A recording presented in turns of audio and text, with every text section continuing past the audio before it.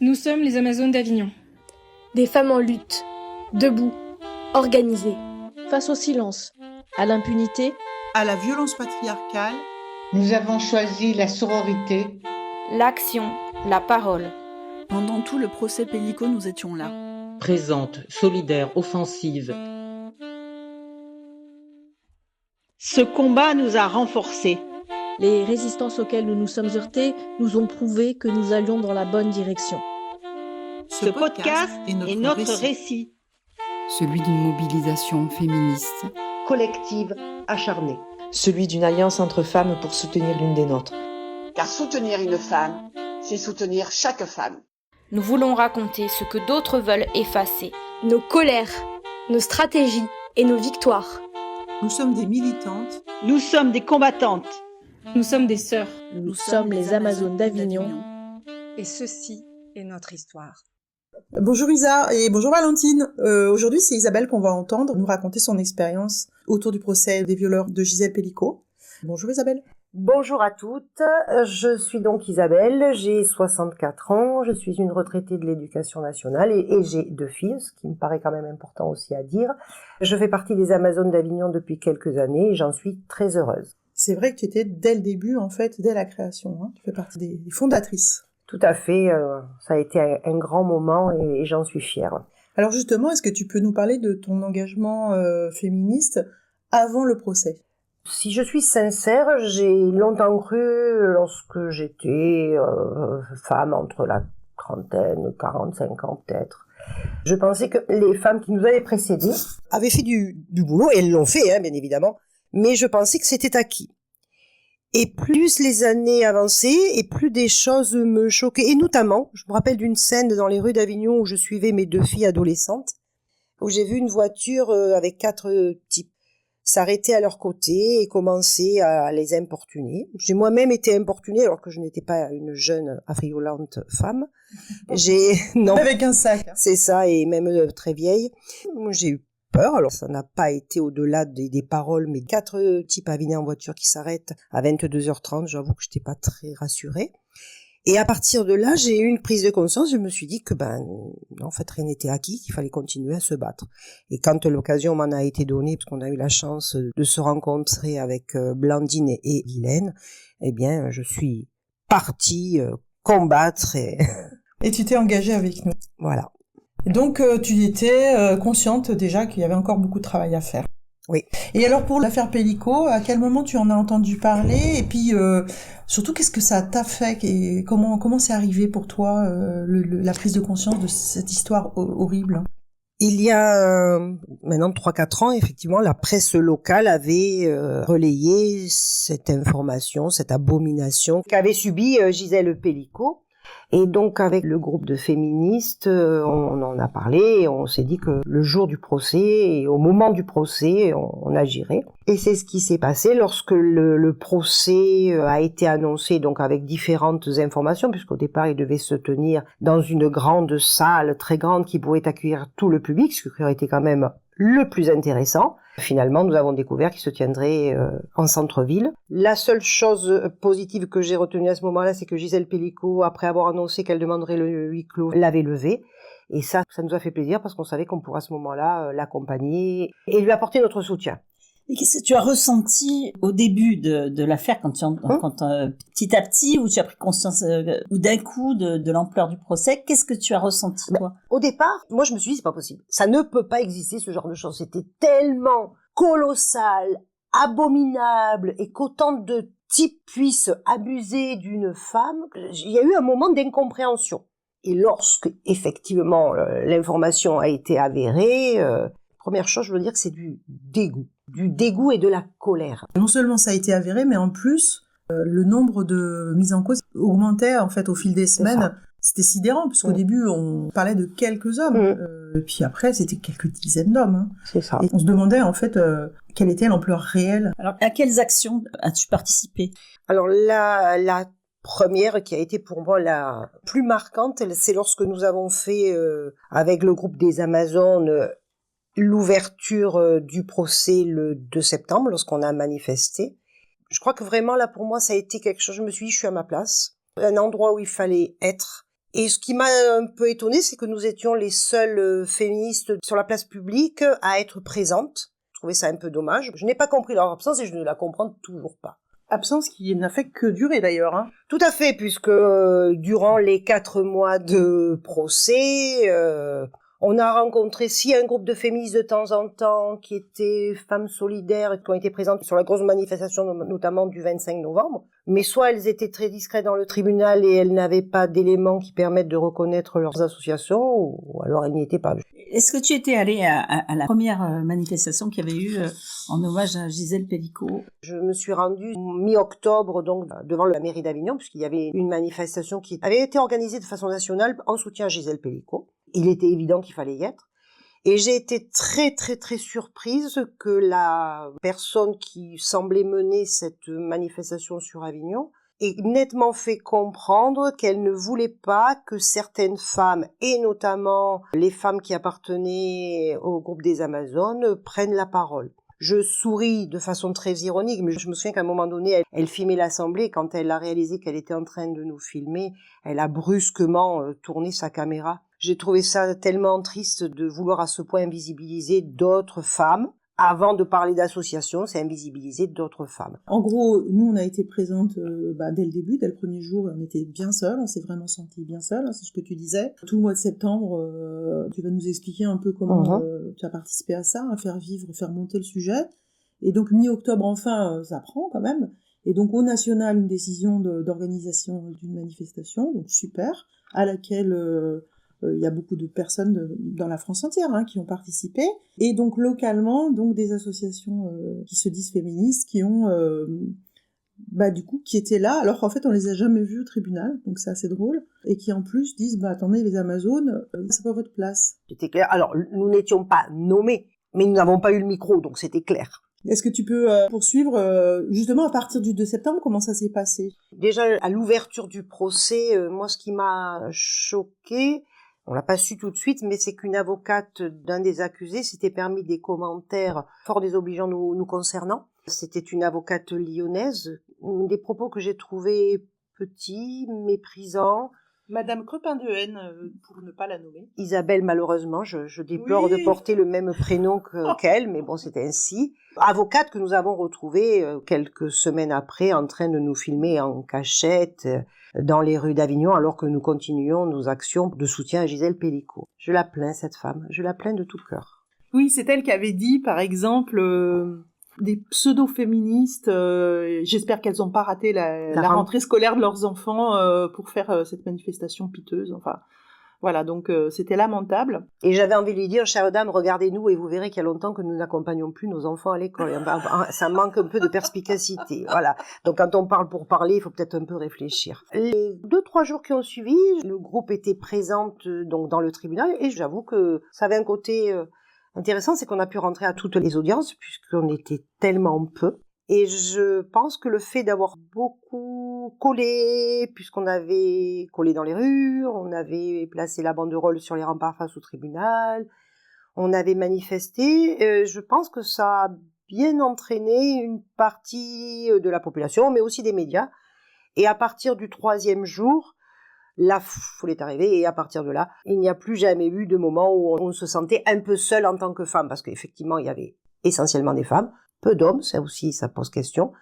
Ne se sentaient-ils pas concernés ou trop concernés par le problème pour ne pas être présents? Est-ce que tu peux nous parler des collages? Tout à fait. Alors, durant les 4 mois qu'a duré le procès, j'ai participé à diverses sessions de collage face au tribunal, notamment rue Guillaume-Puy. Bon, à vrai dire, c'était un parcours obligé puisque les avocats prenaient ce chemin régulièrement et que en soutien à Gisèle Pelicot qui passait par là pour aller déjeuner, et pour ces avocats qui passaient par là, on voulait leur montrer qu'on était là, qu'on les soutenait, qu'on les accompagnerait jusqu'au bout en dépit de tout.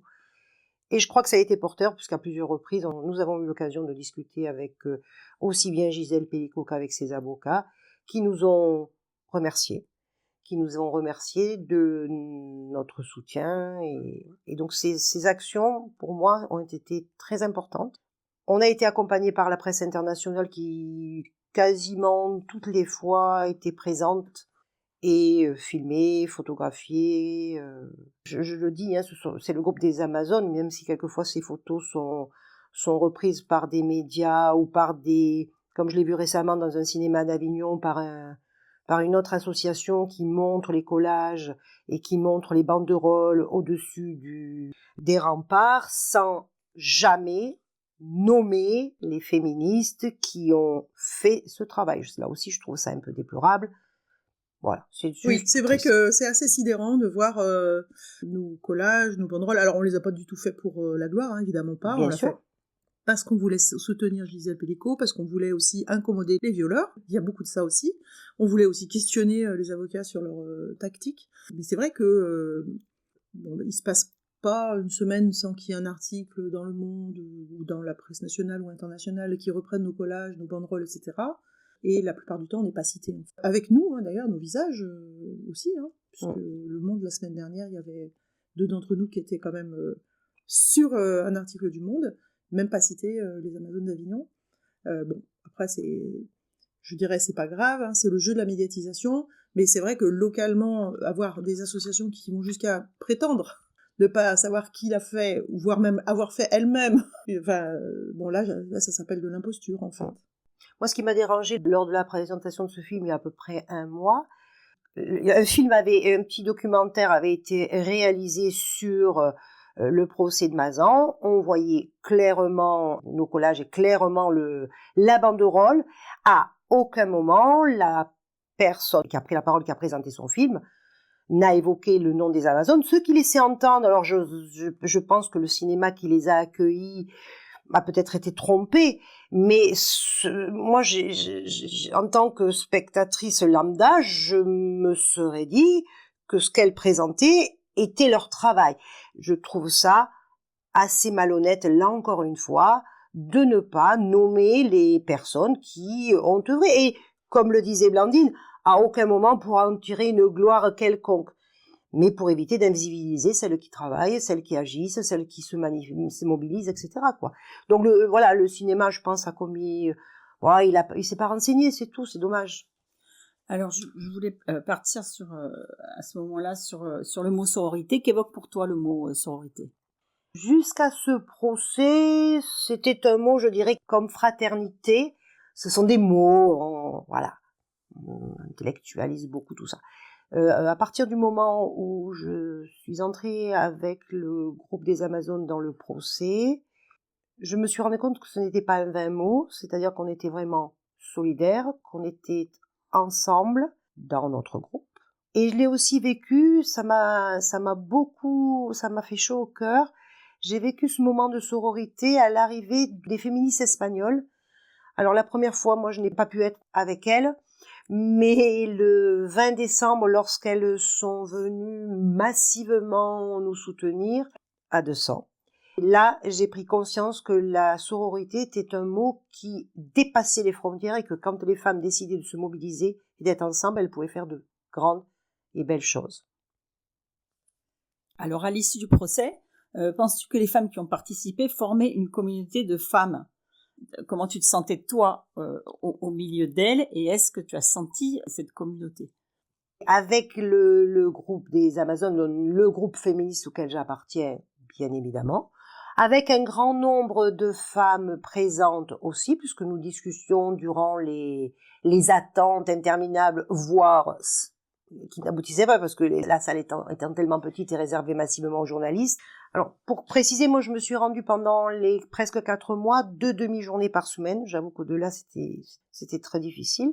Donc, et je l'ai dit tout à l'heure et je le redis, les 3 premiers jours, vraiment, on entrait sans l'ombre de quoi que ce soit comme difficulté. Quand la médiatisation s'est emballée, donc les journalistes sont arrivés, 180, je crois, accréditations. Et donc, à partir de là, on a compris que la salle qui était destinée au public était d'abord réservée aux journalistes, et donc une salle de 60 places, quand 40 journalistes sont présents, même si on n'est pas très doué en maths, il ne reste que 20 places pour le public, ce qui était lamentable. Et c'était non négociable. Donc, certains journalistes pouvaient rentrer dans la salle d'audience principale, la salle de retransmission, elle, était réservée au public, et donc, on avait en moyenne 20 places. Ce qui fait qu'à partir du 3e, 4e jour, les queues sont devenues énormes, et qu'il fallait arriver 1h30 voire 2 heures avant pour espérer entrer. Et si on sortait, et au moment de la suspension d'audience, on savait qu'on ne rentrerait pas pour laisser les gens qui attendaient depuis un moment. Pour rebondir sur ce que tu m'as posé, Valentine, comme question, et pour compléter, donc durant ces attentes, on discutait évidemment, on discutait du procès, on discutait de Gisèle.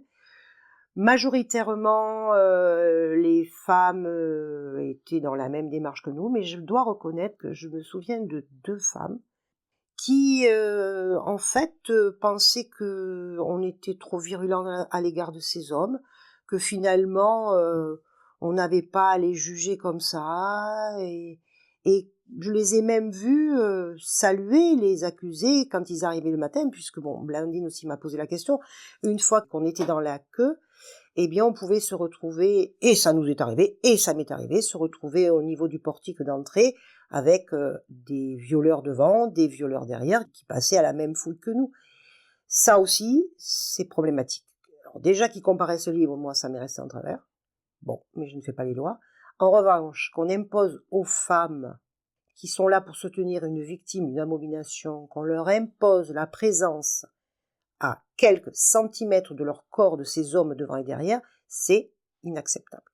Sans compter qu'ensuite, comme la salle des pas perdus à Avignon est petite, et qu'il y avait un seul WC à l'étage, eh bien, le WC était partagé par ces violeurs et par les femmes qui attendaient.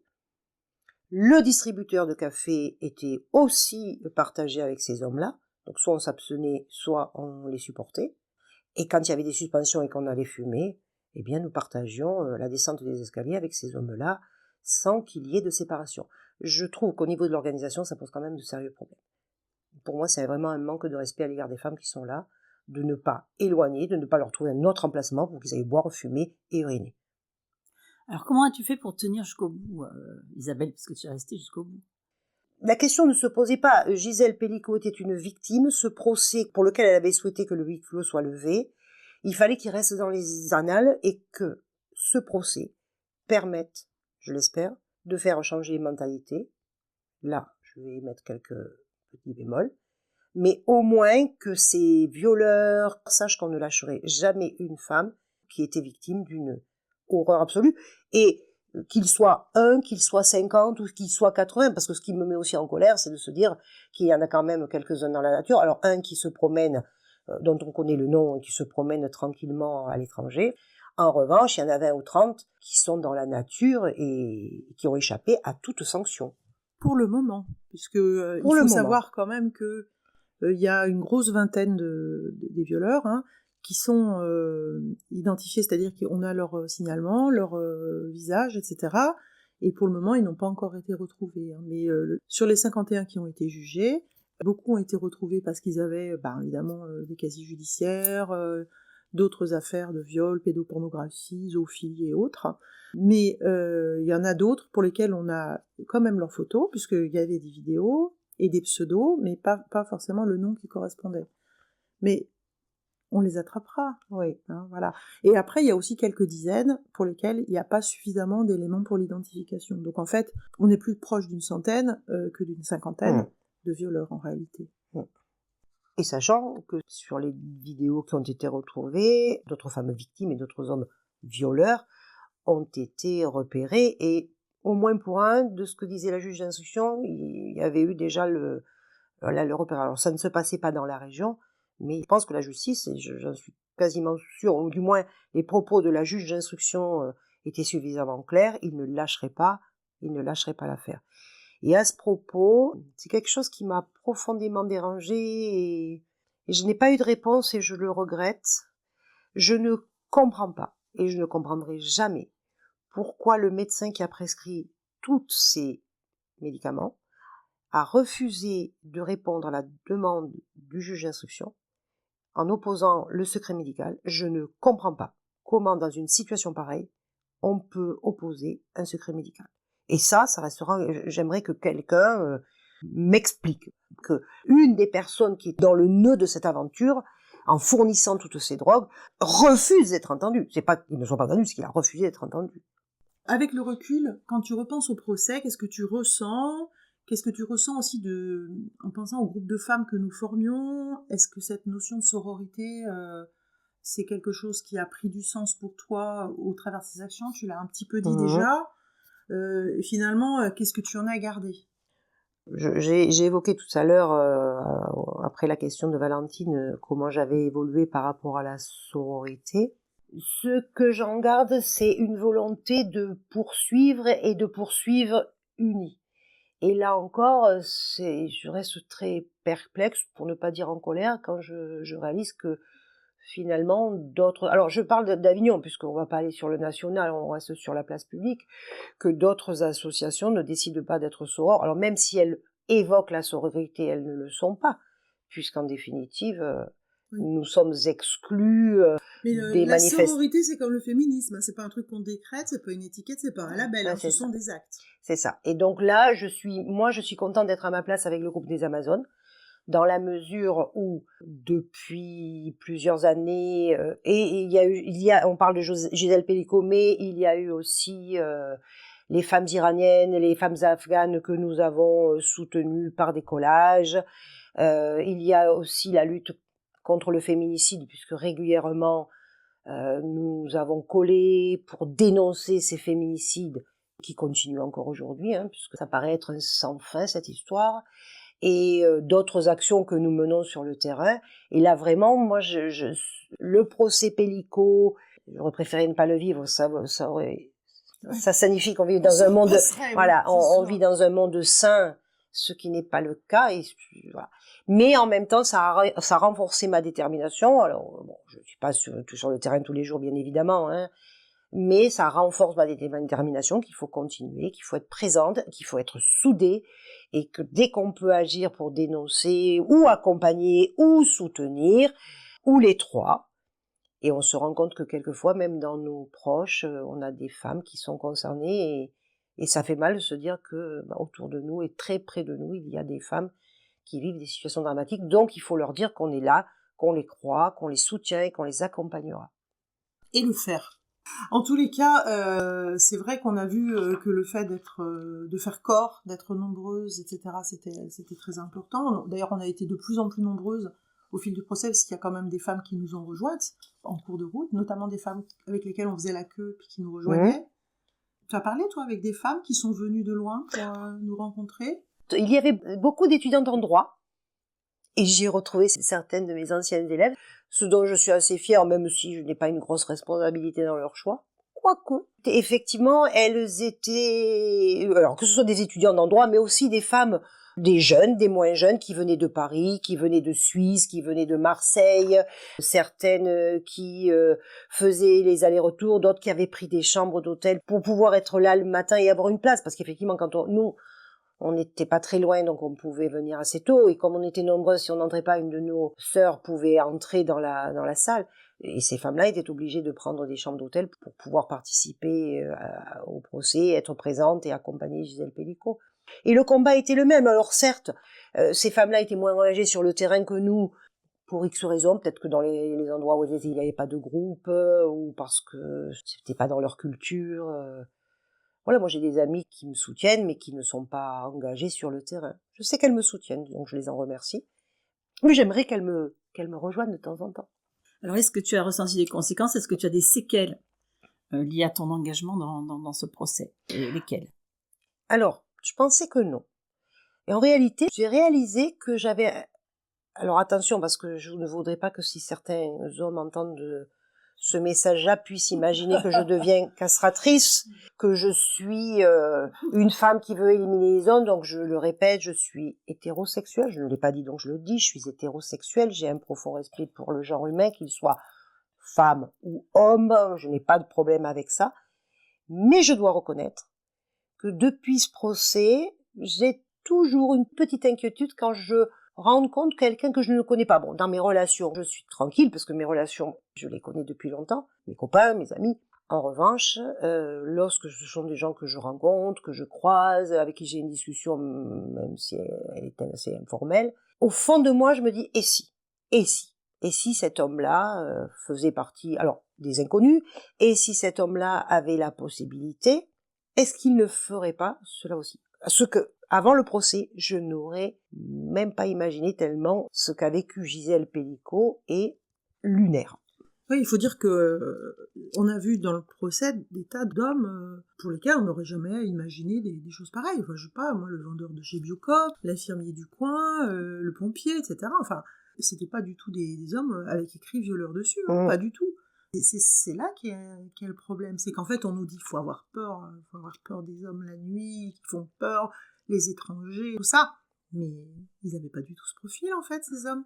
C'était des monsieur tout le monde. Et c'est là que c'est sidérant. Oui, même Pellico, je crois que je l'aurais croisé dans la rue, je l'aurais vu comme un bon papy, bien sympathique. C'est d'ailleurs ce que j'ai dit à une avocate avec qui je discutais, et qui m'a dit, vous comprenez, qu'il ait pu tromper les violeurs. Non, je comprends pas ça. Non, ça je comprends pas. J'avoue que là aussi, pour avoir discuté avec certaines avocates, et je ferai une distinction entre les avocates et avec l'avocate de Pellico. Alors, qu'elles défendent un accusé, bon, voilà. Mais ce sont les propos qu'elles m'ont tenus qui m'ont profondément dérangée. Elles étaient 5, toutes, ont laissé entendre que soit Gisèle Pellico était consentante, soit qu'elle était au courant, soit qu'elle faisait semblant, soit qu'on saurait un jour le fin mot de l'histoire. Et la dernière, mais celle-là, tout le monde l'a entendue, puisque c'est ce qui a entraîné la sortie de Gisèle Pellico du tribunal ce jour-là. Et cette avocate que je connais aussi a dit, si on regarde la vidéo de mon client, son bassin bouge. Voilà. Je peux comprendre qu'elles défendent, c'est leur travail, mais il y a des propos qui sont problématiques. Et une jeune avocate à qui un des accusés avait demandé de le défendre, a refusé. Une avocate nantaise, Anne Bouillon, a dit que au tout début de sa carrière, quand elle était jeune avocate, elle défendait tout le monde, et qu'à un moment donné de sa vie, elle avait pris conscience qu'il y avait des actes qu'elle ne pouvait plus défendre. Depuis un certain nombre d'années, elle ne défend plus ni les violeurs, ni les agresseurs, ni effectivement les assassins. Donc il y a des choix que l'on peut faire, et ces femmes l'ont fait.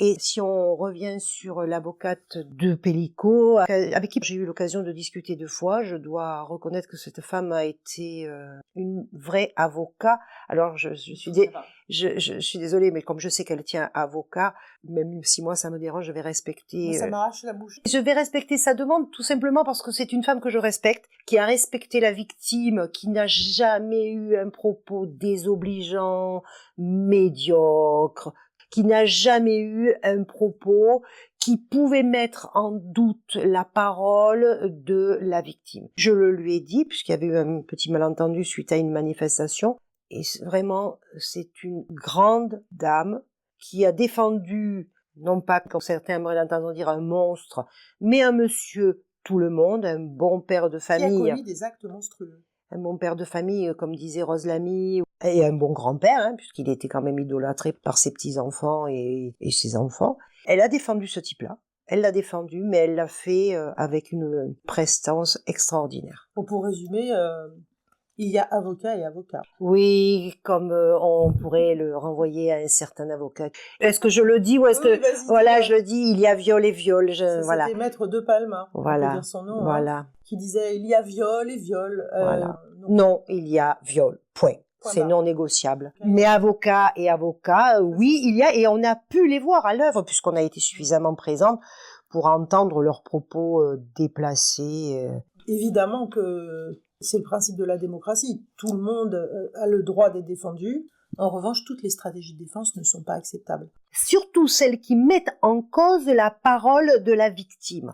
Parce que et même son intégrité, les allusions aux photos qu'elle pouvait avoir, sur son prétendu alcoolisme, sur le fait qu'elle ait eu un amant, sur le fait qu'elle était libertine, enfin sur sa sexualité réelle. Qu'elle se baignait nue dans sa piscine. Oui, elle se baignait nue dans sa piscine. Imaginez un peu.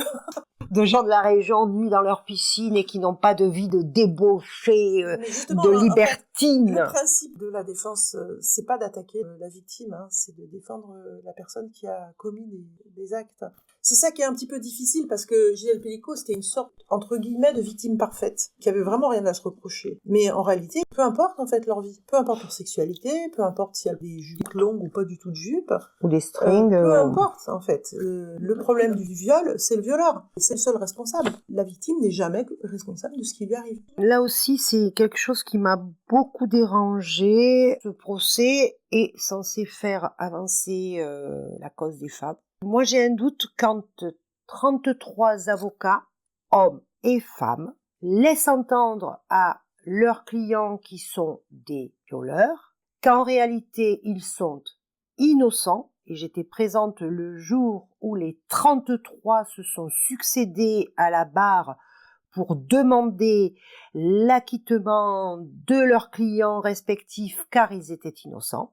Ils étaient même victimes de Pélico. Oui, mais à ce moment-là, quand ils ont fait la demande, puisque c'est, je crois que le terme est du président, est-ce que vous avez des questions subsidiaires? Alors j'avoue que je ne maîtrise pas le vocabulaire du droit. Donc les 3 premiers ont attaqué et ça a été la porte ouverte.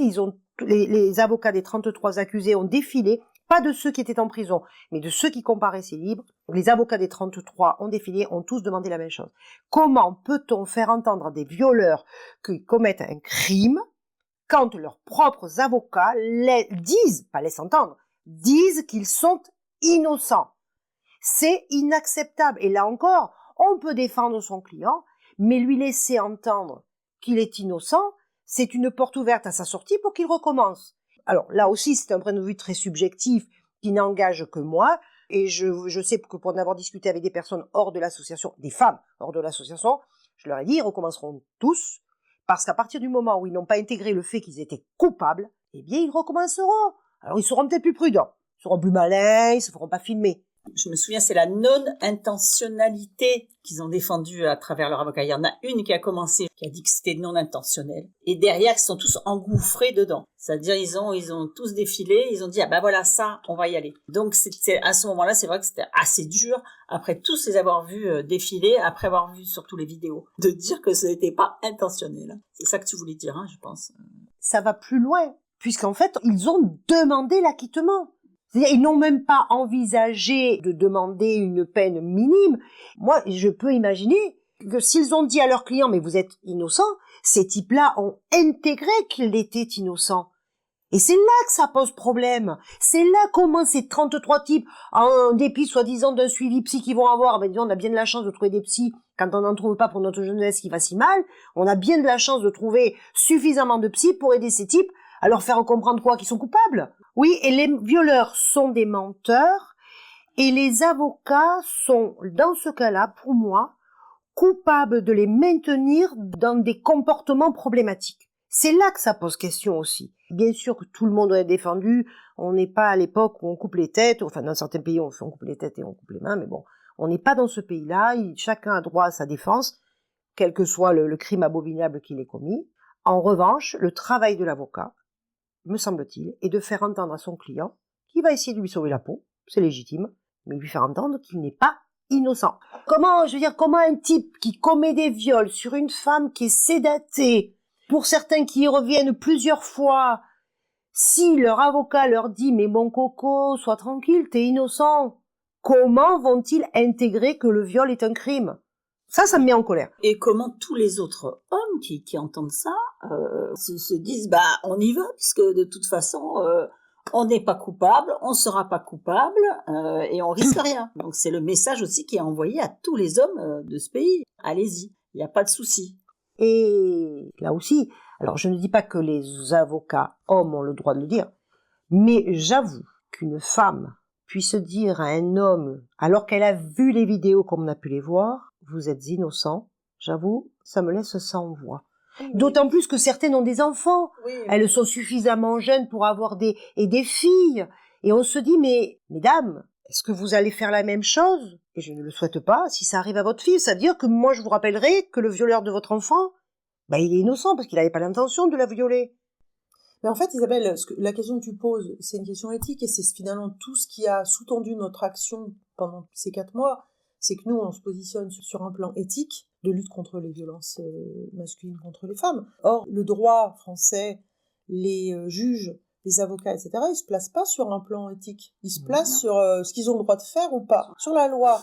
Et la loi, elle dit que finalement, la stratégie de défense en France, elle est libre. C'est-à-dire que l'avocat, il peut raconter n'importe quoi. Il a le droit d'humilier la victime, il a le droit de mentir, il a le droit de la traiter comme une moins que rien, et ça passe. Et c'est ce qui s'est passé, c'est ce dont on a été témoin, et qui était très traumatisant pour nous, pour les femmes du public, et bien sûr pour Gisèle Pellicot. Elle a fait face pendant 4 mois, non seulement à ces violeurs, mais aussi à la négation de leurs crimes. Et ça, c'est insupportable. C'est vraiment insupportable. Et ça doit changer. Et ça va changer, parce que maintenant, la loi, ça y est, on a eu un premier jugement qui reconnaît la victimisation secondaire. Et enfin, on espère que les avocats et avocates de partie civile vont se saisir de ça pour faire régner un peu plus de justice dans les palais de justice. Moi, voilà, c'est le comportement, effectivement, le manque d'éthique, mais quand il y a une avocate qui, dans la salle des pas perdus, alors qu'elle est avec quelques accusés, s'adresse à son client et lui dit « Quand je pense que vous, pour un doigt dans le cul, on vous accuse de viol, comme si on prenait du plaisir avec un doigt dans le cul, je me dis, mais où sommes-nous » Ça va au-delà de l'éthique, là. T'as entendu ça? C'est une journaliste qui était présente qui l'a entendu. C'est quoi cette histoire de plaisir, en fait? On sait très bien que le viol, c'est pas du plaisir. Le viol, c'est de la domination, c'est de la violence. Dans les accusés, il y en a plusieurs qui étaient impuissants. Ouais. Donc, mais elle laissait même entendre que finalement, son client n'avait pas pris du plaisir, parce que franchement... Mais de toute façon, les gars, forcément, quand tu utilises un outil ou un légume pour violer une femme, tu prends pas de plaisir particulier en dehors de la jouissance du pervers, quoi. Oui, puis en plus, c'est vrai que certains, donc les fameux impuissants... Je dirais presque se targuer de leur impuissance. Je veux dire, waouh, tu es en train d'être accusé de viol, accusé, puisqu'on te voit sur les vidéos, et tu te targues parce que tu as été opéré de la prostate, etc. Ouais. Mais oui, honnêtement, c'était... Il y en avait un, il me semble, qui a dit qu'il n'avait pas eu de plaisir, donc ça ne pouvait pas être un viol. C'est ça. Voilà. Mais de la même façon, il y en a un qui avait violé sa fille, et donc qui avait fait... Si je ne m'abuse, c'est 5 ans de prison, c'est quand même pas cher payé pour avoir violé 5 ans sa fille, et qui ose s'insurger contre cette première accusation qui lui a valu une peine de prison, en disant que c'était un coup monté de sa fille et de ses femmes. Alors, j'avoue que quelquefois on souriait tellement c'était hallucinant. Le sourire était mal passé, mais... On a vraiment entendu du tout, de n'importe quoi. Là, ce qui était marrant quand même, je dois le dire, c'est que parfois on suffoquait, parce que c'était inaudible ce qu'on entendait. Et là, c'est le moment où on se faisait engueuler par la dame du tribunal, vous vous souvenez? Oui, oui. On apprenait par les journalistes qui étaient dans la salle d'audience. Et quand je dis on apprenait, ça a été écrit, on peut suivre les journalistes qui ont retracé le procès, elles ont écrit ce qu'elles ont vécu. Quand les accusés les regardaient avec insistance, ou les prenaient à partie, etc., ou se levaient pour venir voir ce qu'elles écrivaient, à aucun moment le président ne leur demandait de se taire ou de s'asseoir. Alors que nous qui étions dans la salle à côté, sans les accusés, sans la victime, sans les avocats, dès qu'on haussait un sourcil ou dès qu'on se penchait pour chuchoter à l'oreille de notre voisine, on se faisait rappeler à l'ordre et on était menacé d'exclusion de la salle. Là aussi, c'est assez lunaire. Alors je veux bien croire que cette dame veuille maintenir l'ordre, je le comprends. Enfin, de toute façon, on n'allait pas se taper entre nous dans la salle secondaire. À la limite, si on avait été dans la salle principale, sûrement qu'on leur aurait tapé dessus. Mais entre nous, on n'allait pas se battre. Est-ce que maintenant on pourrait aller sur la médiatisation? Est-ce que toi, tu as participé un peu à la médiatisation? Tu as donné un peu des interviews? Comment ça s'est passé? Et au niveau du traitement médiatique du procès, est-ce que tu penses qu'il a été bien fait? Est-ce qu'il y a des angles morts, des choses que tu aurais aimé voir mieux traitées? J'ai répondu à quelques interviews. Alors j'avoue que je suis pas très à l'aise par rapport à ce genre de situation, mais je l'ai fait parce que ce moment-là j'étais présente et puis qu'il fallait qu'en tant qu'association sur le terrain on puisse témoigner de ce qu'on voyait, de ce qu'on entendait. Les médias du monde entier étaient présents et certains, notamment des Brésiliens, des Canadiens, nous ont suivis sur les collages et lorsque les banderoles de soutien à Gisèle Pellicot ont été placés au-dessus des remparts face au tribunal. Il me semble que les journalistes qui ont relayé le procès l'ont fait avec discernement, notamment les 2 premières journées, lorsque j'ai entendu un des enquêteurs qui témoignait et qui a donné des descriptions tellement sordides de ce qu'il avait vu, tellement sordide, mais un homme très respectueux. Ensuite, ça a été le témoignage du toxicologue qui a aussi donné des témoignages et qui a raconté, etc., les vidéos. Et j'ai trouvé que la presse avait relayé ces informations sans tomber dans le glauque. aussi bien quand on a entendu la juge d'instruction, qui a dit aussi, parce qu'elle était titillée toujours par la même avocate lyonnaise, qui semblait remettre, puisque c'est elle qui avait convoqué la juge d'instruction à témoigner, elle a témoigné pendant 2 heures, qui semblait remettre en question, pas tout son travail, mais une partie, et à un moment donné, je me souviens quand l'avocate lui demande « Quelle vidéo avez-vous donné ?» Alors, je ne veux surtout pas me mettre à la place de la juge d'instruction, mais je peux imaginer, quand elle a énoncé quel type de vidéo elle avait fourni au toxicologue, et qu'elle l'a énoncé dans des termes crus, qui ne correspondaient pas à sa personnalité, parce que c'était une femme très distinguée, elle. Quand on parle de sexe dans la bouche, ou quand on parle d'utilisation de pinces pour d'autres parties du corps, ce sont des termes crus. La presse l'a entendu, elle a évoqué, mais à aucun moment, elle n'a employé les termes sordides, les termes crus, qui auraient fait rentrer cette situation dans un bloc qui n'était pas nécessaire d'avoir pour évoquer ce que Gisèle Pelicot avait vécu. Bon, j'ai pas lu toute la presse, mais suffisamment pour voir que tous avaient fait preuve, aussi bien au niveau local qu'au niveau national, qu'au niveau international, pour les médias au moins dans lesquels on a été interviewés, avaient fait preuve de décence. Et au niveau des messages que toi, tu aurais voulu, en tant qu'Amazon, faire passer dans les médias, est-ce que tous les messages sont bien passés, ou est-ce qu'il y a des messages que tu aurais aimé faire passer mieux ou plus ? En participant à ce procès, j'ai découvert, même si on s'en doutait, mais quand même, j'ai découvert qu'un grand nombre de ces hommes avaient des pratiques sexuelles particulières, et notamment qu'ils étaient, on peut dire, accros à la pornographie, aux sites pornographiques. Bon, après leurs pratiques libertines, passées calées pour juger, leurs pratiques bisexuelles, parce que c'était ça, ou avec les animaux, je suis pas non plus capable de juger. En revanche, avec les enfants, là, je suis capable de juger, mais on pourra refaire une parenthèse quand on voit le résultat du procès le Squarneck, on pourrait redire beaucoup de choses. En revanche, concernant leur addiction à la pornographie, quel que soit leur âge, je trouve que les médias, on peut insister sur, pourquoi pas, un lien de cause à effet. Pourquoi pas? Notamment, il y en a quand même un qui avait 20 ans et qui est allé plusieurs fois chez Gisèle Pelicot, et il n'avait pas tout compris la première fois. Alors qu'elle en avait 50 et quelques. Donc voilà, et je trouve que là, c'était peut-être un moment... T'es en train de dire qu'il y aurait un lien entre le fait de se branler sur des viols, filmer, et éventuellement être un agresseur sexuel. Je me dis, une fois que tu l'as regardé, pourquoi ne pas tester finalement? Là, on regarde, on s'entraîne, on vérifie, puis après on va tester sur une personne. Alors attention, on va faire un gros Nottleman. Évidemment, pas tous les consommateurs de porno, mais bizarrement, ils étaient tous consommateurs de porno. Voilà, voilà. Donc moi, je me dis que c'est comme, peut-être quand j'étais enfant, je regardais des matchs de tennis, puis un jour je me suis dit, je vais jouer au tennis. C'est souvent quand, on regarde, on prend, et puis après on se dit, on va tester. Voilà. Mais je me trompe sûrement. Voilà. On essaie un peu d'en plaisanter parce que c'est tellement sordide qu'il vaut mieux en plaisanter, mais en revanche, c'était le moment ou jamais, peut-être, de faire remonter, sachant que les sites pornographiques récemment ont osé se mettre en grève parce qu'on leur demandait de mettre en place des protections, de mettre en place des protections des mineurs, et que cela... C'est une entrave à leur liberté!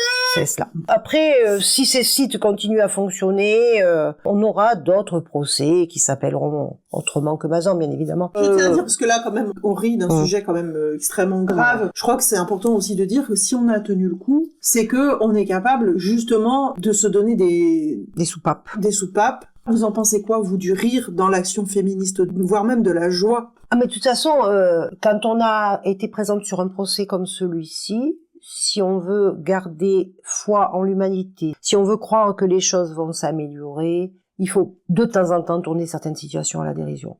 Parce que c'est lourd à porter, parce que c'est difficile à entendre, parce que c'est insupportable parfois. Et si on ne se déconnecte pas, si on n'a pas un moyen de se déconnecter, parce que je peux pas dire autrement, on ne résiste pas à ces 4 mois. On ne résiste pas. Ou de prendre un peu de recul, quoi, tout à fait. Par rapport à la situation qui est impossible. Je dois reconnaître, on a eu l'occasion de coller les propos des accusés. On a fait une session de collage qui s'appelait Paroles de violeur. Voilà. Honnêtement, ça n'avait rien de drôle, mais celui qui m'a le plus fait rire, je suis navrée, c'était Mon corps mais pas mon cerveau. J'avoue que j'ai ri. La situation n'est pas risible. Il y avait j'ai agi comme un zombie autoguidé qui m'a quand même beaucoup fait rire. Voilà. On n'aurait pas dû rire, sûrement. Ce sont pas des propos risibles, mais l'aberration du propos génère le rire. Je crois qu'on a un philosophe qui s'appelle Bergson qui nous a dit que le rire quand même nous sauvait beaucoup. Oui. Je crois que le rire, face à l'abomination, face à l'horreur absolue de ce qu'a vécu Gisèle Pelicot, le rire nous a permis de tenir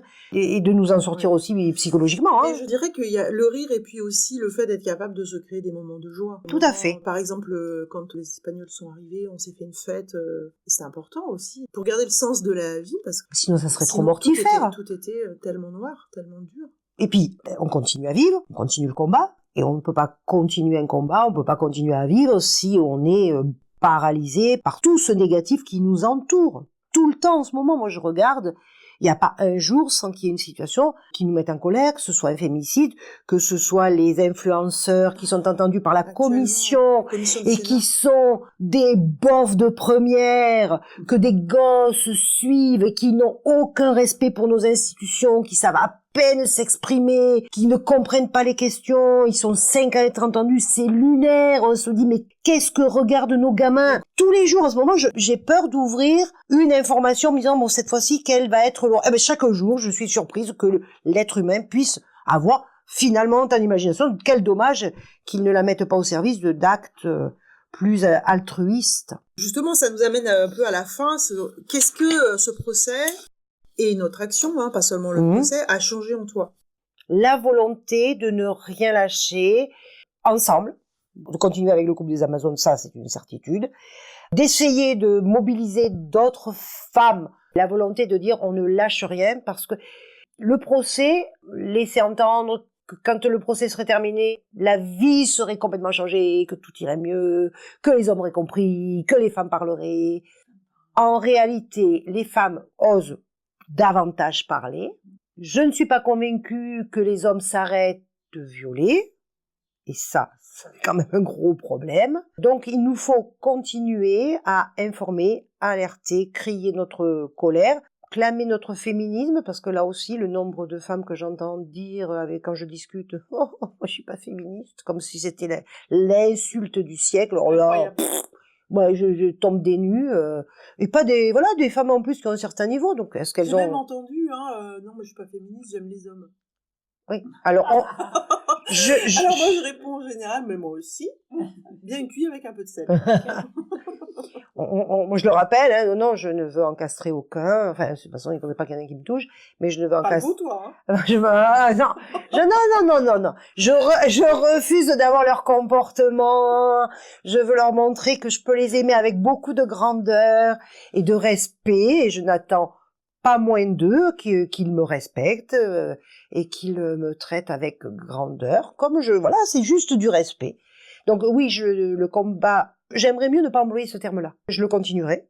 Pour nous, pour nos filles, pour nos petites filles et pour toutes les femmes qui sont loin de nous, qui n'ont pas les moyens de s'exprimer. Isabelle, pour finir, là maintenant ça fait des années qu'on milite ensemble et là on vient d'avoir des mois très très riches. En plus on a la chance, toi et moi, d'avoir beaucoup d'élèves en commun que tu as eu au collège et que moi j'ai au lycée. Je peux vous dire, quand ils sortent de terminale, en principe, ils et elles ont à peu près compris. Alors je te demande, peut-être on pourrait imaginer que tu t'adresses à eux et à elles. Qu'est-ce que tu voudrais leur dire? Alors je vais m'adresser aussi bien aux filles qu'aux garçons, puisque là ils sont en train de monter dans leur vie, ils montent, ils préparent leur vie d'adulte. Je sais que certains garçons ont participé à des actions, je les ai vus sur des manifestations. Les filles aussi, et donc je dis les filles, n'hésitez pas à nous rejoindre. On a besoin de vous, on croit votre parole, elle a toute sa légitimité. Venez pour combattre. Alors même si le terme vous fait peur, ne vous inquiétez pas, on n'a pas d'armes, on n'a que des mots. Ceux qui utilisent les armes sont ceux qui n'ont plus de mots. J'espère qu'avec Blandine, on vous a donné suffisamment de mots, M-O-T-S, pour pouvoir exprimer votre féminisme et pour avoir la volonté, comme nous l'avons, de changer le monde pour que femmes et hommes puissent vivre ensemble en harmonie. Vous avez écouté Les Voix des Amazones d'Avignon, Justice pour Gisèle, Justice pour toutes. Notre voix pour la mémoire des luttes, notre sororité comme arme, notre force contre le patriarcat. Nous n'avons rien cédé et nous ne céderons rien. À bientôt pour un prochain épisode.